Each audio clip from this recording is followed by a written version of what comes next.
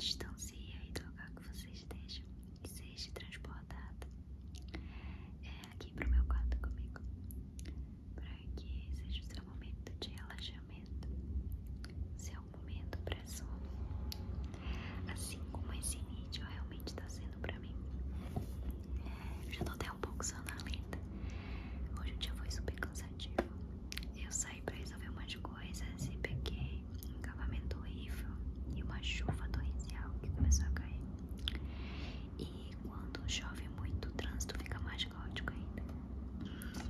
Eu só quero chegar o mais rápido em casa, sair salva, e me jogar na cama, ler um livro. E é justamente isso que eu vou fazer agora. E eu queria te convidar pra pegar esse tempo comigo, se você quiser. Eu tô lendo um livro nesses últimos dias que eu tô gostando muito, muito. É o livro do Carlos Ruiz Zafón. Eu já li outros livros desse autor e ele escreve fantasias assim muito legais. E agora, da vez que eu tô lendo esse aqui, ó, é Marina. É linda a capa desse livro, olha. Eu acho muito lindo esse nome, Marina. Tem alguém aqui com esse nome? Tem alguém aí do outro lado, Marina? Se tiver, deixa um oi pra mim.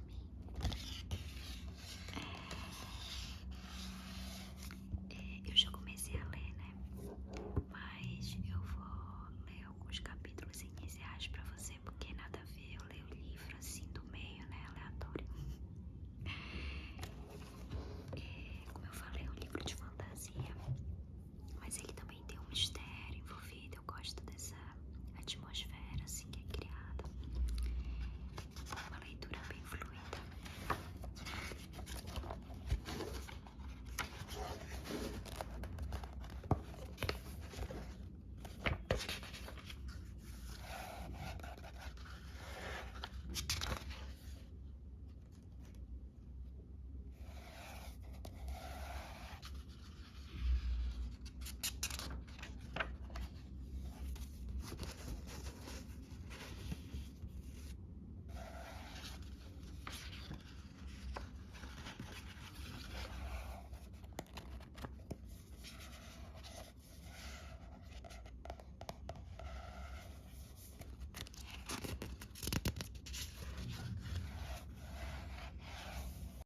Marina me disse um dia que a gente só se lembra do que nunca aconteceu. Ainda ia se passar uma eternidade antes que eu pudesse compreender essas palavras. Mas é melhor começar do início, que nesse caso é o final. Em maio de 1980, desapareci do mundo por uma semana. No espaço de 7 dias e 7 noites, ninguém soube do meu paradeiro. Amigos, colegas, professores e até a polícia saíram em busca do fugitivo, que alguns já acreditavam estar morto ou perdido por rua mal avadas, mergulhado em alguma crise de amnésia. Uma semana depois, um policial à paisana teve a impressão de conhecer aquele garoto. A descrição batia. O suspeito vagava pela estação de França como uma alma penada numa catedral de véu e névoa. O policial me abordou com ar de romance e de terror. Perguntou se meu nome era Oscar e se era o rapaz que havia sumido sem deixar rastros do internato onde estudava. Fiz que sim, sem abrir a boca. Lembra-me do reflexo da abóbada da estação nas lentes dos seus óculos. Sentamos no banco da plataforma. Calmamente o agente acendeu um cigarro, deixou queimar sem colocá-lo nos lábios e disse que tinha um monte de gente esperando para me fazer um monte de perguntas, para as quais era bom que estivesse boas respostas. Concordei de novo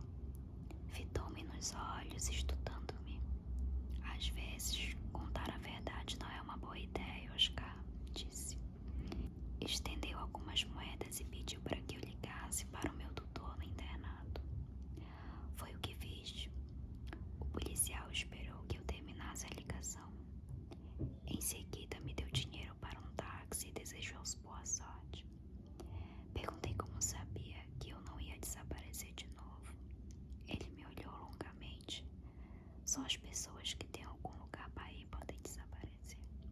Respondeu sem explicações. Foi comigo até a rua e lá chegando, despediu-se sem perguntar onde eu tinha estado. Vi quando se afastou pelo passeio Colón. A fumaça de seu cigarro intacto seguia como um cão fiel. Naquele dia, nos céus de Barcelona, o fantasma de Gaudí esculpia nuvens impossíveis sobre um azul que dissolvia o olhar. Peguei um táxi até o internato, onde achei que haveria um pelotão de fuzilamento à minha espera. Por 4 semanas, professores e psicólogos escolares me martelaram para que eu revelasse meu segredo. Menti, oferecendo a cada um exatamente o que queria ouvir ou podia aceitar.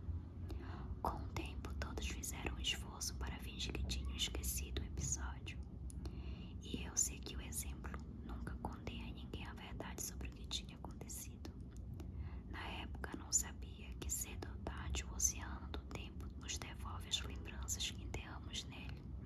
15 anos depois, a memória daquele dia voltou para mim. Vi aquele menino vagando entre as brumas da estação de França e o nome de Marina se acendeu de novo como uma ferida aberta. Todos temos um segredo trancado a 7 chaves no sótão da alma. Este é o meu. No final da década de 1970, Barcelona era uma miragem de avenidas e becos, onde só de cruzar a soleira de uma portaria ou de um café, uma pessoa poderia viajar para 30 ou 40 anos antes. O tempo e a memória, a história e a ficção se fundiu como aquarelas na chuva, naquela cidade feiticeira. Foi ali, sob o eco de ruas que já não existem, que catedrais e edifícios fugidos de alguma fábula tramaram o cenário desta história.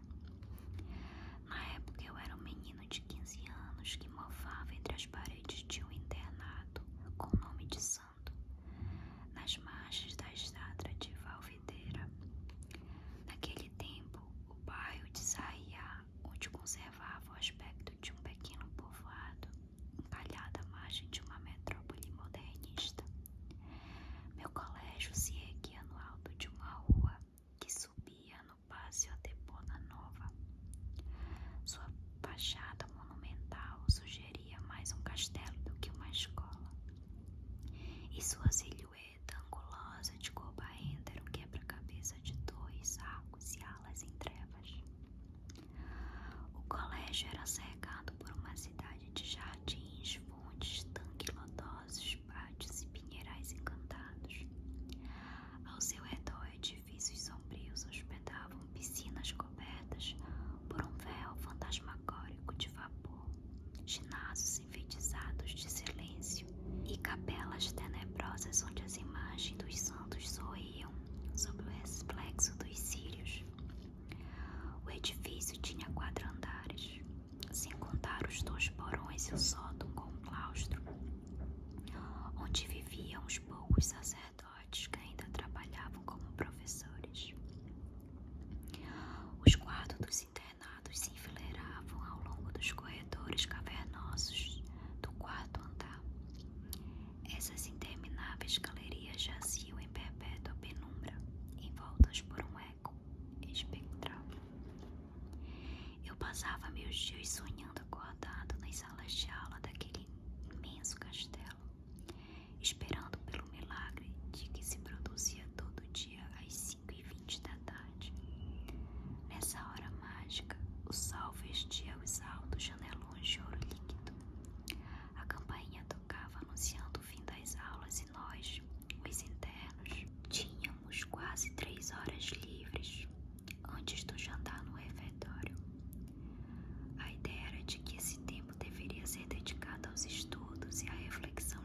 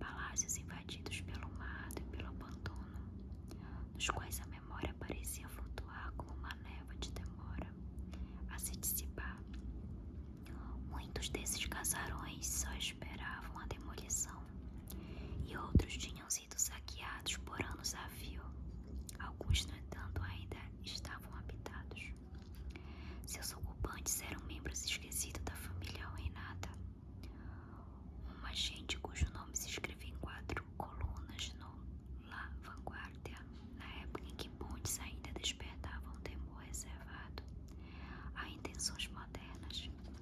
Reféns de um passado moribundo negavam-se a abandonar o barco à deriva.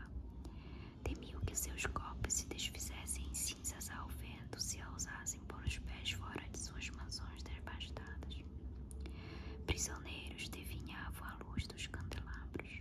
Muitas vezes, quando passava apressado diante das grades enferrujadas de um daqueles portões, eu tinha a impressão de que olhares assustados me acompanhavam por trás das janelas descascadas. Uma tarde, no fim de setembro de 1979, resolvi me aventurar ao acaso por uma daquelas avenidas semeadas por palacetes modernistas que não tinha reparado antes.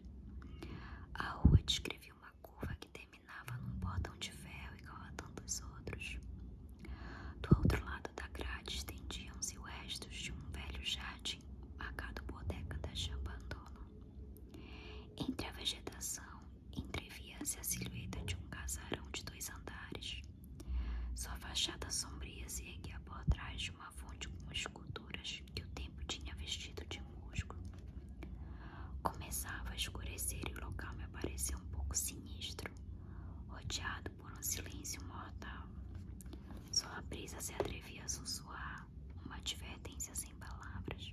Compreendi que tinha penetrado numa das zonas mortais do bairro e pensei que o melhor a fazer era voltar atrás e retornar ao internato.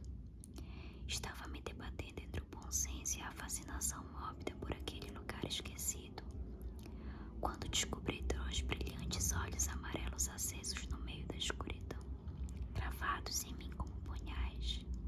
Engoli seco. A pelagem cinzenta e aveludada de um gato se recordava imóvel diante das grades do portão da mansão.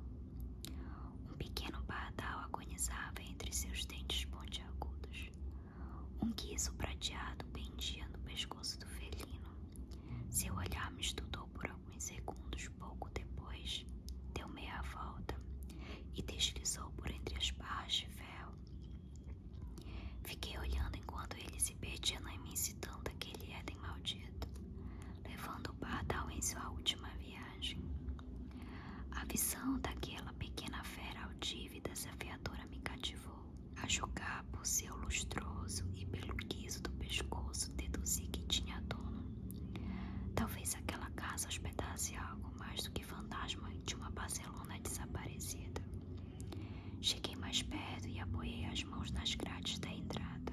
O metal estava frio. As últimas luzes do crepúsculo iluminavam o rastro que as gotas de sangue do pardal tinham deixado através daquela selva.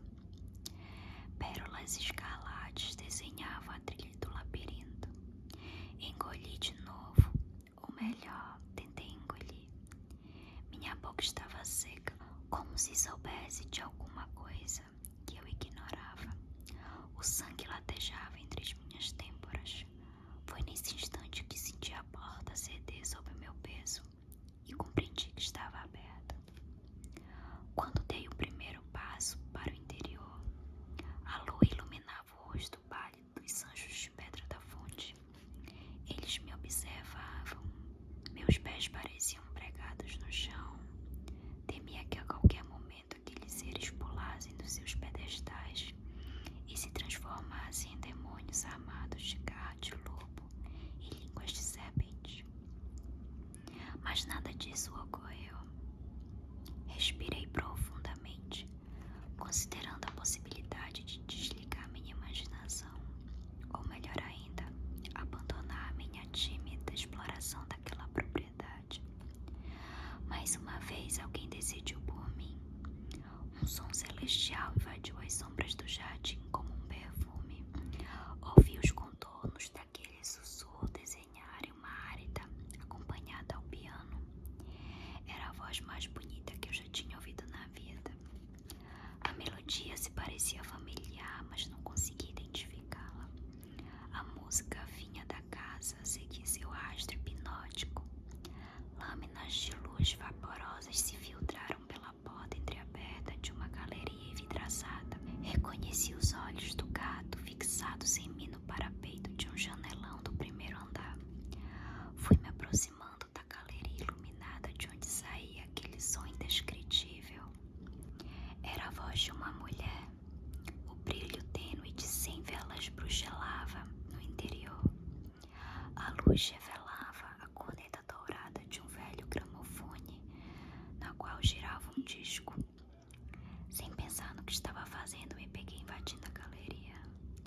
fascinado por aquela sereia aprisionada no gramofone.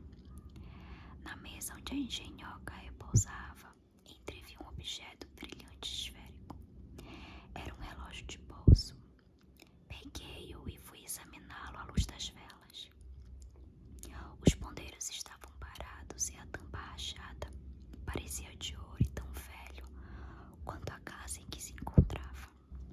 Um pouco mais adiante havia uma grande poltrona de costas para mim, diante de uma lareira sobre o qual pude apreciar o retrato a óleo de uma mulher vestida de branco.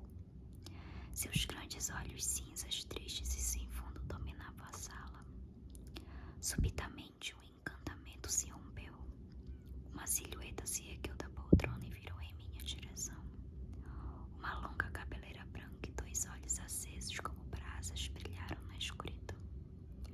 Só consegui ver 2 imensas mãos brancas avançando para mim.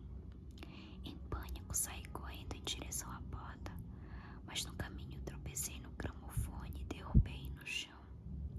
Ouvi a agulha arranhando o disco. A voz celestial se rompeu num gemido infernal. Saltei para o jardim, sentindo aquelas mãos roçarem na minha camisa, e atravessei-o com asas nos pés e o medo ardendo em cada poro do meu corpo. Não parei um instante sequer.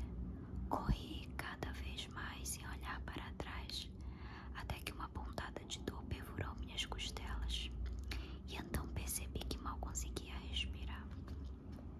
Naquela altura estava coberto de suor frio, e as luzes do internato brilhavam 30 metros à minha frente. Deslizei por uma porta ao lado das cozinhas, que ninguém nunca vigiava, e me arrastei para o meu quarto.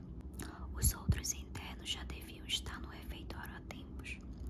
Sequei o suor da testa e pouco a pouco meu coração recuperou seu ritmo habitual. Começava a me acalmar quando alguém bateu na porta do quarto com os nós dos dedos. Oscar, hora de descer para o jantar, entoou a voz de um dos professores, um jesuíta racionalista chamado Segui, que detestava fazer o papel de polícia. Já estou